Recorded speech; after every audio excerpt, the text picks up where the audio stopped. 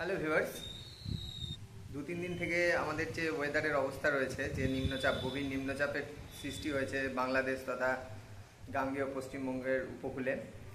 তো সেই নিম্নচাপ হয়তো আজকের দিনটা চলতে পারে, এরকমই জানাচ্ছে আবহাওয়াবিদরা। এবং কাল থেকে হয়তো স্বাভাবিক হতে পারে আমাদের যে ওয়েদার রয়েছে সেই ওয়েদারটা।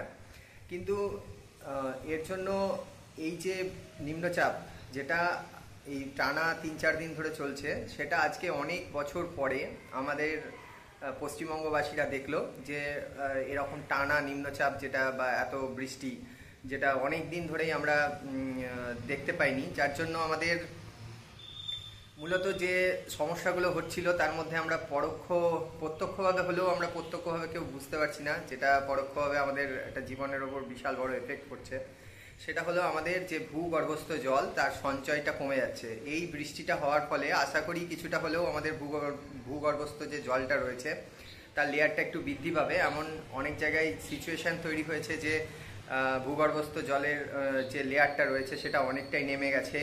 যেটা আগে হয়তো 150-200 ফুট বোরিং করলে পরে আমাদের জল পাওয়া যেত, সেখানে এখন 300, 350, 400 ফুট বোরিং করার পরে জল পাওয়া যাচ্ছে। তা এটা কিন্তু প্রত্যক্ষ প্রভাব কিন্তু আমাদের এই বৃষ্টিপাতের জন্য, বৃষ্টিপাতের যে কমে যাওয়া দিন দিন তার জন্য হচ্ছে। তো সুতরাং আজকে এই 3-4 দিন ধরে টানা বৃষ্টিতে সাময়িকভাবে আমাদের অনেক কষ্ট হলেও যারা সেরকমভাবে আনঅর্গানাইজ সেক্টরের লেবার রয়েছে বা ফার্মার রয়েছে, চাষি রয়েছে, তাদের অনেকটা অসুবিধা হলেও একটু সয়ে নেওয়ার চেষ্টা করুন, কারণ আমাদের এই বৃষ্টিটা খুব দরকার। এবং এরকম বৃষ্টি যদি না হয় তাহলে আমাদের সব থেকে বড় যেটা সমস্যা হবে, ভূগর্ভস্থ জলের পরিমাণটা কমে যাবে, যার জন্য আমাদের সব থেকে বড় এফেক্ট হবে কিন্তু আমাদের চাষাবাদের ওপর, আমাদের নিত্য প্রয়োজনীয় জলের ওপর।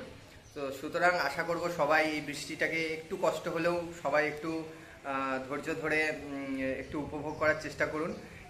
এবং এটা আমাদের বর্তমানের কিছু সমস্যার সৃষ্টি করলে পরেও ভবিষ্যতের জন্য আমাদের অনেক ভালো হবে, এটাই আশা করব যে সবাই আপনারা বৃষ্টিটা চাইবেন। ধন্যবাদ।